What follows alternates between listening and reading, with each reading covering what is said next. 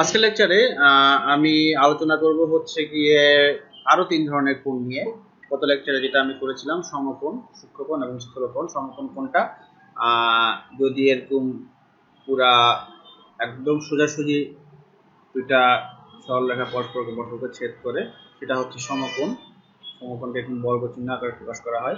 সমকোণ থেকে ছোট কোণটা হচ্ছে আমার সূক্ষ্মকোণ, এবং সমকোণ থেকে বড় কোণটা হচ্ছে আমার স্থূলকোণ। এটা হচ্ছে আমার স্থূলকোণ। এটা যদি হয় আমার এ কোণ, এটা যদি হয় আমার বি কোণ, এটা যদি হয় আমার সি কোণ, তাহলে আমার এ কোণটা হচ্ছে সমকোণ, এ কোণটা বি কোণটা হচ্ছে আমার সূক্ষ্মকোণ এবং সি কোণটা হচ্ছে স্থূলকোণ। ভালো কথা। আচ্ছা, এবার আজকে আমরা আরো তিন ধরনের কোণের কথা জানবো। একটা খুব অদ্ভুত ধরনের একটা কোণ, সেটা হচ্ছে যে এই তিন ধরনের কোণ হচ্ছে আমরা শিখলাম সমকোণ, সূক্ষ্মকোণ এবং স্থূলকোণ। তো সরল কোণ নামে আরেক ধরনের কোণ আছে। এখন আমি সরল কোণটা কিভাবে আঁকি? আমি এক কাজ করি, আমি একটা সমকোণই আঁকি আবার। আচ্ছা, আমি নতুন একটা পেজেই যাই। নতুন পেজে গেলে বুঝতে সুবিধা হবে। আমরা সমকোণ শিখেছি। সমকোণটা ধরা যাক আমি আঁকলাম। এটা হচ্ছে আমার সমকোণ। এই যে এটা হচ্ছে আমার ধরা যাক সমকোণ। ভালো কথা। এবার সমকোণটাকে আমি একটু বড় করি।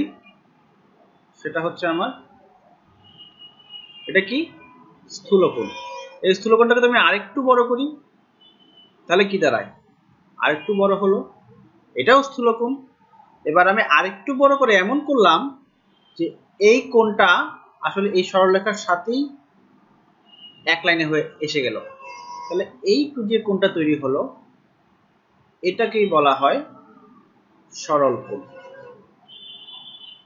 সরল কোণ অর্থাৎ একটা বিন্দুতে যদি দুই সরলরেখা এমন ভাবে মিলিত হয় যে যেন তারা একই সরলরেখায় অবস্থান করছে, তখন এই কোণটাকে বলা হয় সরল কোণ। এটা সমকোণ, এটা সমকোণের চেয়ে বড় স্থূলকোণ, এটা আরেকটু বড় স্থূলকোণ, আর এটা এতই বড় যে এই দুইটা সরলরেখা এমন ভাবে পরস্পর মিলিত হয়েছে যেন তারা একটা সরলরেখার মতোই দেখতে দেখাচ্ছে। তো এই সরলরেখার মতো দেখতে কোণটাকে আসলে বলে সরল কোণ। তো সরল কোণের ধারণাটাও খুব গুরুত্বপূর্ণ। আমরা যখন সামনে পড়াশোনা এগোবো তখন আমরা বুঝবো সরল কোণের ধারণাটা আমার লাগছে। তো আমরা এটাকে বলে সমকোণ এবং এটাকে বলে সরল কোণ। আসলে একটু যদি চিন্তা করে দেখি যে এই যে সমকোণের দ্বিগুণই হচ্ছে কিন্তু আসলে সরল কোণ। এটা যেমন এক সমকোণ, ঠিক তেমনি এটাও তো এক সমকোণ। তাহলে আমি যদি এখানে একটা লম্ব বরাবর একটা লম্ব টানি, তাহলে এই কোণটা অর্থাৎ এই বিন্দু যদি আবার লম্বালম্বি ভাবে একটা সরলরেখা মিলিত হয়, তাহলে এই কোণটা এবং এই কোণটা অবশ্যই সমান হওয়ার কথা, এবং এটা একটা সমকোণ হওয়ার কথা, এটা একটা সমকোণ হওয়ার কথা।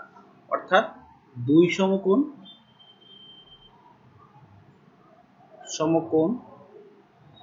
সমান এক সরল কোণ।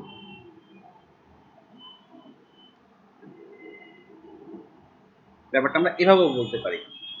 তো আমরা সরল কোণ জিনিসটা কি শিখলাম? সরল কোণ হচ্ছে এরকম একটা বিন্দুতে যদি এরকম দুটো সরলরেখা পরস্পর একই বিন্দুতে মিলিত হয় এবং তারা যদি এরকম একই সরলরেখার মতোই অবস্থান করে, তাহলে সেটাকে বলা হয় সরল কোণ।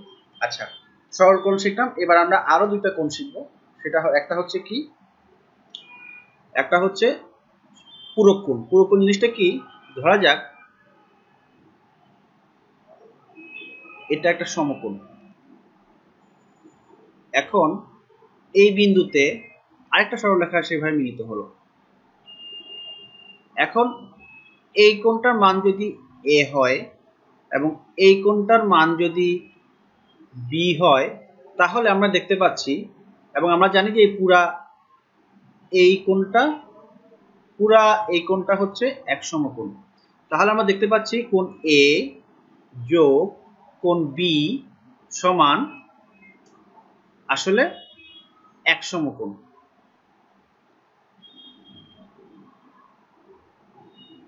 সেক্ষেত্রে এই এ এবং বি কে আসলে একে অপরের পূরক কোণ বলা হয়, পূরক কোণ। মানেটা হচ্ছে এই এ কোণ যোগ কোণ, সরি এটা বি কোণ ছিল, এই বি কোণ এবং যোগ কোণ এ সমান যদি আমার এক সমকোণ হয় তাহলে সেই কোণটাকে, সেই কোণ দুটাকে পরস্পরের পূরক কোণ হিসাবে বলা হয়। তো এটা গেল পূরক কোণ। এই পূরক কোণের পরে আমরা আরেকটা জিনিস শিখবো, সেটা হচ্ছে সম্পূরক কোণ। সম্পূরক কোণটা কি? ধরা যাক একটা সরল কোণ আমরা আঁকি, ধরা যাক এই বিন্দুতে দুটো সরলরেখা সেইভাবে মিলিত হলো, তাহলে এটা একটা সরল কোণ। এখন এই বিন্দুতে যদি আরেকটা সরলরেখা সেভাবে মিলিত হয়, তাহলে আমরা যদি এই কোণটার মান যদি হয় পি এবং এই কোণটার মান যদি হয় পি এবং এই কোণটার মান যদি হয় কিউ, তাহলে কোণ পি যোগ কোণ কিউ ইকুয়াল টু দুই সমকোণ।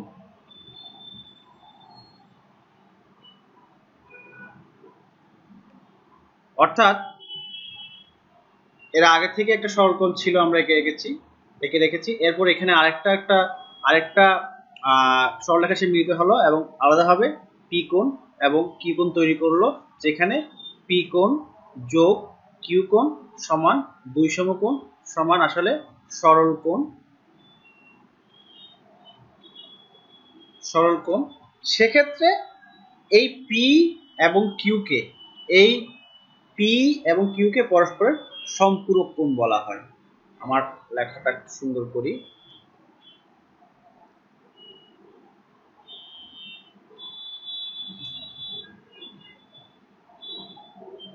সম্পূরক কোণ বলা হয়। তো যখন দুটা কোণের সমষ্টি দুই সমকোণ হবে, দুটা কোণের সমষ্টি একটা সরল কোণের সমান হবে, তখন ওই কোণ দুটিকে পরস্পরের সম্পূরক কোণ বলা হয়। তো মোটামুটি এগুলোই ছিল কোণের বিভিন্ন ধরনের প্রকারভেদ। তো আমরা কোণের যা প্রকারভেদ ছিল আমরা শিখলাম। আমরা আসলে পরবর্তী লেকচারগুলোতে কোণ কিভাবে পরিমাপ করা হয়, যেমন আমি পরিমাপের ধারণাটা নিয়ে আসবো, পরিমাপের ধারণাটা আমি পরবর্তী লেকচারেই বলি। তার আগে আমরা এখন পর্যন্ত কোণ সম্পর্কে যা জানলাম তার একটা শেষ সামারি, শেষ সারসংক্ষেপ করি। আমরা জানলাম দুটো সরলরেখা পরস্পরকে ছেদ করলে এরকম কোণ তৈরি হয়, দুটো সরলরেখা পরস্পরকে ছেদ করলে এরকম কোণ তৈরি হয়, এবং এই কোণের বিপরীত, এরা পরস্পর সমান, এই কোণ সমান, এই কোণের বিপরীত এবং এরা পরস্পর সমান। তারপর আমরা শিখলাম সমকোণ। দুটো সরলরেখা যদি পরস্পর একদম লম্বভাবে ছেদ করে, উলম্বভাবে, অর্থাৎ এখানে যেমন একটা প্লাস হয়, এরকম একটা প্লাস হয়ে যায়, তাহলে এই কোণটা সমকোণ, এই কোণটাও সমকোণ, এই কোণটাও সমকোণ এবং এই কোণটাও সমকোণ, অর্থাৎ এটা একটা সমকোণ। তারপর সমকোণ হচ্ছে ছোট কোণকে বলা হয় সূক্ষ্মকোণ। এটা একটা সূক্ষ্মকোণ, কারণ এই কোণটা সমকোণের চেয়ে ছোট। সমকোণটা কিরকম? সমকোণটা হচ্ছে আমার এটা সমকোণ, সমকোণের চেয়ে ছোট সূক্ষ্মকোণ। আর আরেকটা সমকোণ আঁকি আমি, তাহলে যে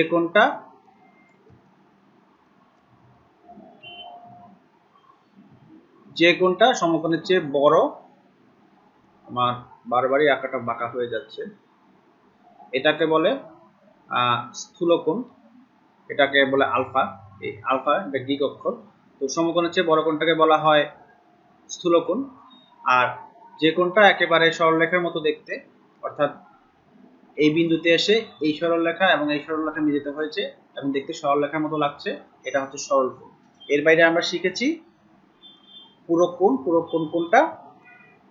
যদি দুটা কোণের সমষ্টি এক সমকোণ হয়, এটা একটা এক সমকোণ কোণ, এবং তাহলে এই কোণটা যদি আমার পি হয়, আচ্ছা এটাকে এ দিয়ে প্রকাশ করি, এটা যদি আমার এ হয় এবং এটা যদি বি হয়, এবং কোণ এ যোগ কোণ বি সমান যদি দুই সমকোণ হয়, তাহলে এ এবং বি কে পরস্পর পূরক কোণ বলা হয়। আর আমার সম্পূরক কোণটা কি? সম্পূরক কোণটা হচ্ছে এরকম, যদি কোনো বিন্দুতে আমার তিনটা সরলরেখা এমন ভাবে মিলিত হয় যেন এই পি কোণটা এবং যোগ এই কিউ কোণটা দুটার সমান, পি যোগ কিউ সমান যদি 2 সমকোণ হয় তবে এই পি এবং কিউ কে পরস্পরের সম্পূরক কোণ বলা হয়। তো এগুলোই ছিল আমার কোণের ধারণা।